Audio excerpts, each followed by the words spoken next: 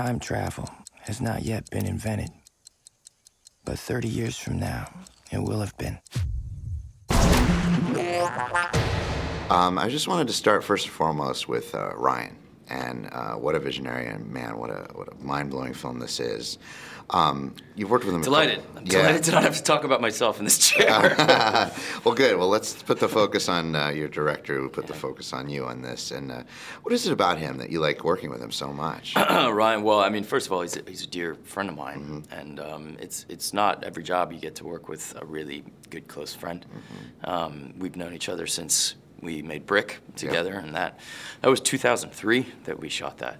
Wow. It took a few years for it to come out, but it was 2003. You know, besides just being a dear friend of mine, he's such a talented filmmaker. I think he's as talented as any filmmaker going right now. I really believe that. And what specifically? I mean, you know, he. Obviously, he has such a unique style, and what makes any artist unique is sort of hard to articulate. But I don't know. One thing I could mention is how collaborative he is. Even back when we did Brick together, and certainly on Looper, he made it very clear that this was a collaboration, and he wanted he didn't want me to just follow orders. He wanted me to contribute.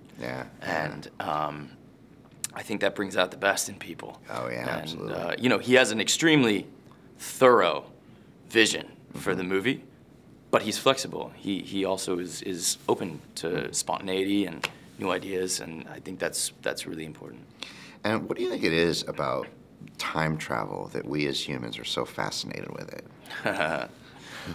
Maybe because it's impossible. That's a story, yeah? Yeah, I mean, well, time is a fascinating thing, and I guess it's entirely out of our control. It just keeps marching on. Yeah. So why wouldn't we come up with stories about, well, what if we could bend it, manipulate it? And obviously you worked with Bruce Willis in this film, and I was just curious, kind of where you start with that framework, because you are playing the same character, but he's obviously lived through much more than yours. Is there a place where you kind of go for congruency, and how closely did you work with him? Yeah, well, we worked closely to create kind of this joint character. I started out by just studying his movies.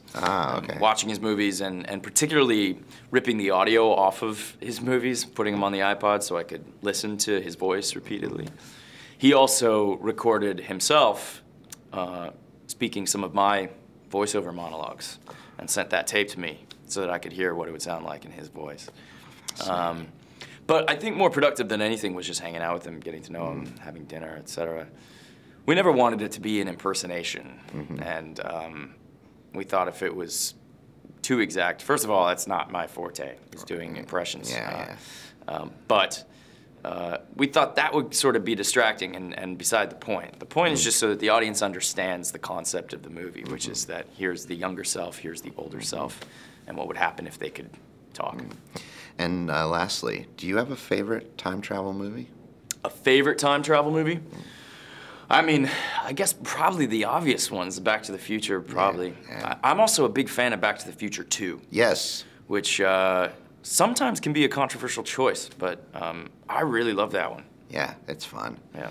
But not as fun as this. Thanks.